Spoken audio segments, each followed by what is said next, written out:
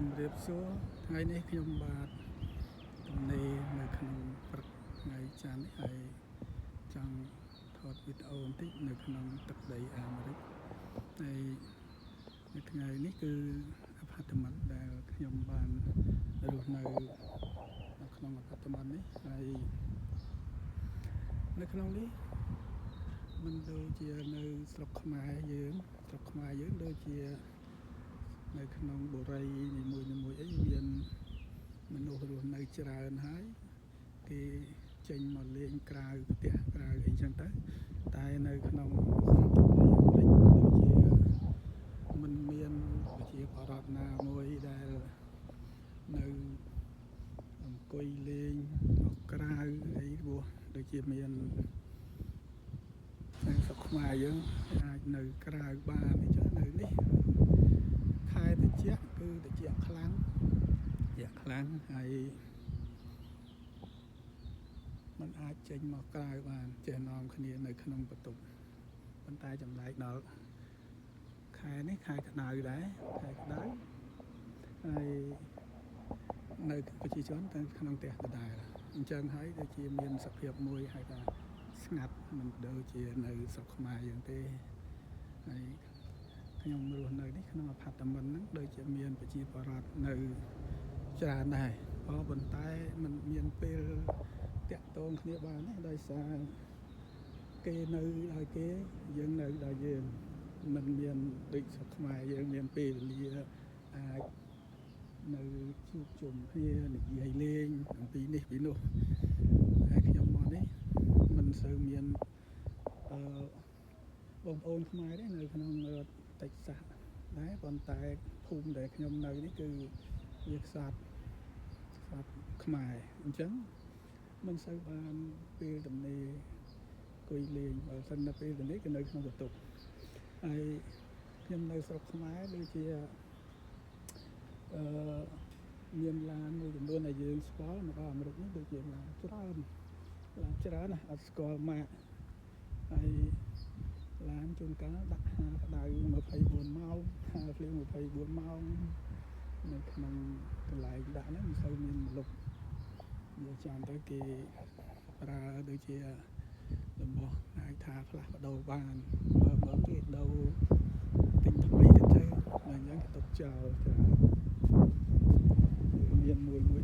ថាវាទៅបានដោយសារតែសុខយើងថ្លៃហើយនេះគឺជាសតិភាពនៅភ្នំហើយខ្ញុំនៅលើភ្នំ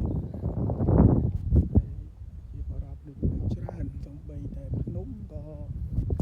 មានភ្លើងមានទឹកគិសនីខ្វាត់ខ្វែងគេអភិវឌ្ឍប្រទេសបានធៀនលឿនអញ្ចឹងភ្នំមែនក៏ប៉ុន្តែដូចទីក្រុងដែរហើយទីក្រុងដែលខ្ញុំនៅក្រុងអូស្ទីនគឺដូចជាអភិវឌ្ឍនៅលើភ្នំដែរឃើញប្រជាពលរដ្ឋនៅច្រើនដូចភ្នំពេញយើងអញ្ចឹងក៏ប៉ុន្តែมันមានហៅថាចង្អៀតអីដូចយើងដែរព្រោះគេជិះតឡានទៅណាមកណាដូចជាមានតឡានគ្រប់ផ្ទះហើយมันមានម៉ូតូជិះទេនៅអាមេរិកគឺអត់មានម៉ូតូទេឃើញជិះតឡានគ្រប់ផ្ទះហើយប្រជាពលរដ្ឋអាយុប្រហែលក៏នៅនេះជួបមិចស៊ីកូមួយចង់មើលចង់ជួបគាត់ទីដោយសារគាត់ហ្នឹងជាខ្ញុំថាយកជាមិត្តសម្លាញ់ដើររើសម្រាមមើលសួរគាត់ទីមើល Hello my friend what are you doing I take a photo send to Cambodia Oh. This is my friend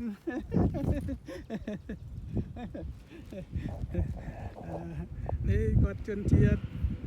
មិចស៊ីកូអាយុមិចស៊ីកូអូជួអូខេ Take a picture to the pool. អូខេគាត់ឲ្យថតឡើងកន្លែង office ផ្ញើទៅមិត្តភ័ក្តិអានេះជាកន្លែង office នៅខាងមុខគាត់ជនជាតិខ្ជូបានៅមិចស៊ីកូខ្ជូបាតែខ្ញុំអត់ទាន់ស្គាល់ថាខ្ជូបានៅតាណាទេប៉ុន្តែមើលនៅផែនទីដូចជានៅជាប់ រដ្ឋតិចសាសខ្ញុំដែរខ្ញុំមើលទៅមើលតាមផែនទីនេះជា office របស់គាត់កន្លែងធ្វើការនៅក្នុង apartment នេះដូចធំដែរហើយគាត់ធ្វើការតែឯងជួនកាលទៅគាត់ជាខាង mechanic ផងមិញហ្នឹងដូចជាអ្នកទៅ cleaner ឬសម្រាម office house ហើយ close office មានកន្លែងនៅក្នុង office គេមានបន្ទប់អាងហែលទឹកខាងក្រោយគាត់ចង់ឲ្យថតកន្លែងហ្នឹងដែរហើយថ្ងៃក្តៅដែរក៏ប៉ុន្តែគេអាចបើកឲ្យអ្នកនៅហ្នឹងមកហែលទឹកលេងថ្ងៃហែលទឹកលេងអាងហែលទឹកចេញរហូតដែរឡាន out of survive នឹងគេធ្វើអីបងមិនដឹងដែរស្រីបើកឡានធំទៀតសម្អាតគេនៅស្រុកអាមេរិកនេះឡានម៉ាកនេះជារ៉េមនៅគេរ៉ាំ3500តាក់លម្អធំៗយើងទៅស្រុកខ្មែរមិនសូវចឹងនេះតាក់លម្អធំៗដល់ដឹកទៀតពោះស្មាតនេះនៅក្នុង apartment ហើយនៅតាមផ្លូវសាធារណៈមិនមានមនុស្សច្រើនទេបើកឡានមានមួយដែរក៏មិនតែបើកយូរផ្លូវនៅលើខាងភ្នំហ្នឹងវាមានពីរជួរគឺទៅនឹងមកនេះជាផ្ទះប្រជាពលរដ្ឋគេហើយមិនសូវមានមនុស្សណាមួយចេញមកក្រៅគឺនៅតែក្នុងផ្ទះចឹងហើយការរស់នៅនេះដូចជាថាអ្នកខ្លះមកនៅអាមេរិកយូរទៅដូចជាអត់សោះចិត្តនៅផ្ទះមួយគឺមិនមានលបងស្រុកយើងមានផ្ទះមានលបងការពារសុវត្ថិភាពនៅនេះប្រហែលជាមិនមានចោលទេព្រោះមិនដឹងជាលួចទៅមិនដឹងយកទៅណាទៅក្នុងហាងមួយហ្នឹងដូចជាហាងដូណាត់ដែលខ្ញុំធ្វើនៅដូណាត់អត់មានអ្នកនៅទេគឺចាក់ចោលអីវាយបាននៅពេញហ្នឹងដែលជាមិនមានចោលលួចហើយឡាននៅនេះដាក់ចោលនៅក្នុង apartment នេះឡានមិញនេះគឺគ្មានលបងគ្មានអីគ្មានសន្តិសុខអីដូចយើងទេហើយមិនដែលបាត់ឡានបាត់អីដែរទៅបាទនេះជា apartment មួយទៀតគេទុកសាងសង់ប៉ុន្តែមានប្រជាពលរដ្ឋនៅបដាខាងក្នុងទីខ្លាចឡានទីពីព្រោះយើងដើរនៅលើផ្លូវខ្លាចគេរើរឿងលើ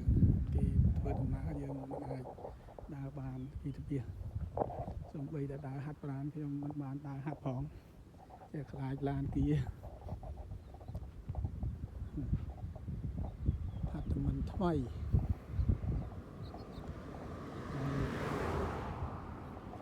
មានបុរីដែរបុរីគេធ្វើខ្មែរហ្នឹងធំទំនើបកន្លែងខ្លះគេអត់ឲ្យយើងចូលដែរ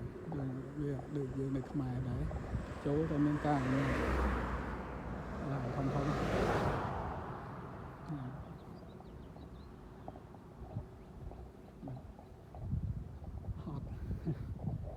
ដើរឆ្ងាយ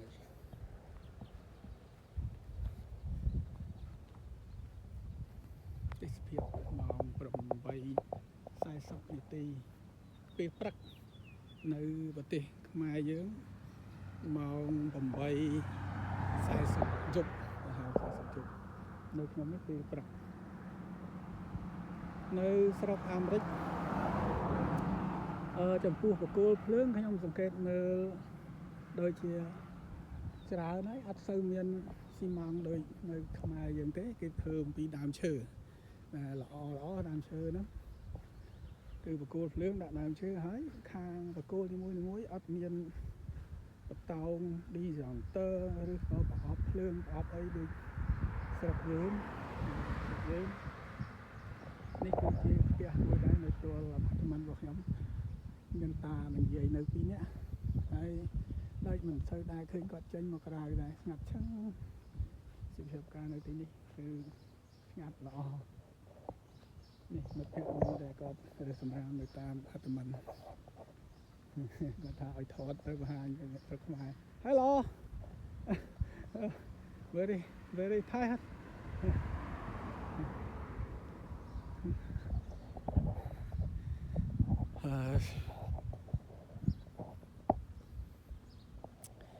ឡានមួយនេះវារៀបស្រុកខ្មែរវាជិះស្រួលពុះធំ Ford ឡានកង់ធំសម្រាប់ឡើងភ្នំដាក់ចោលហាលថ្ងៃចង់20-30 ថ្ងៃហើយ20-30 ថ្ងៃហើយចោលហើយចំពោះម៉ាក់មួយនេះឃើញធ្លាយកង់ប្រហែលតាម2 ខែហើយខ្ញុំក៏ពិតកង់អស់អត់ដឹងម្ចាស់នៅណាខាងមុខឡើងពិតដល់ហើយអត់ឃើញធ្វើចោលនៅនេះពិបាកជាង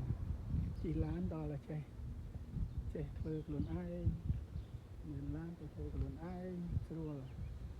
ហើយបើមិនចេះទេពិបាកជាងតិចដោយសារជាងថ្លៃនេះជីបម៉ាក់ជីបម៉ាក់នេះនីសាន់ស្អាតដែរសាន់នៅក្នុងនេះរបស់កូរ៉េម៉ាក់kiaម៉ាក់អីក៏ច្រើន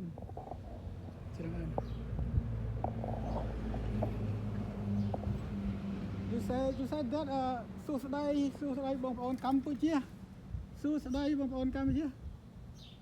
You speak For Cambodia? Yeah. So